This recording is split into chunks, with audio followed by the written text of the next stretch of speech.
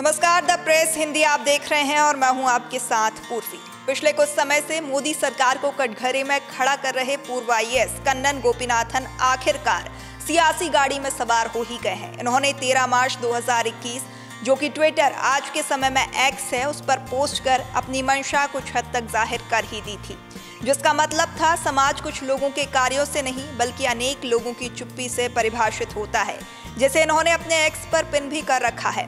13 अक्टूबर 2025 को पूर्व आईएएस अधिकारी कन्नन गोपीनाथन कांग्रेस का दामन थाम चुके हैं। गोपीनाथन ने कांग्रेस महासचिव केसी वेणुगोपाल और पार्टी के मीडिया एवं प्रचार विभाग के प्रमुख पवन खेड़ा की मौजूदगी में कांग्रेस मुख्यालय में पार्टी की सदस्यता ली।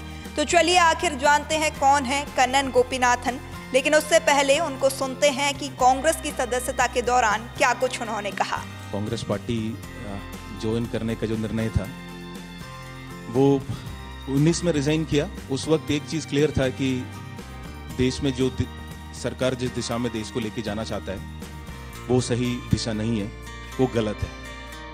वो गलत क्या है वो क्लियर था और गलत के खिलाफ लड़ना है ये भी क्लियर था।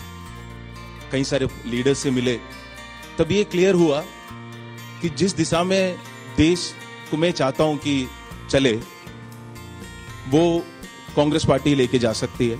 हमेशा से ही मोदी सरकार की नीतियों के खिलाफ मुखर रहे कन्नन गोपीनाथन ने कांग्रेस की सदस्यता लेते वक्त केंद्र सरकार पर एक बार फिर हमला बोला और कहा आरटीआई से लोग सवाल पूछने लगे, लेकिन इस सरकार में है कि आप सवाल मत पूछो। अगर आप सरकार से सवाल पूछोगे तो आपको देशद्रोही माना जाएगा। चलिए अब विस्तार से कन्नन गोपीनाथन के बारे में जान लेते हैं। वैसे तो गोपीनाथन 2019 में ही सुर्खियों में आ गए थे जब उन्होंने आईएएस अधिकारी के रूप में इस्तीफा दे दिया था और जम्मू कश्मीर को राज्य से केंद्र शासित प्रदेश बनाने के खिलाफ आवाज उठाई थी। साथ ही जम्मू कश्मीर से धारा 370 हटाने के बाद इस्तीफा दे दिया था। कन्नन गोपीनाथन उस समय दादरा और नगर हवेली में पावर और नॉन कन्वेंशनल एनर्जी सोर्स जैसे विभागों के सचिव थे।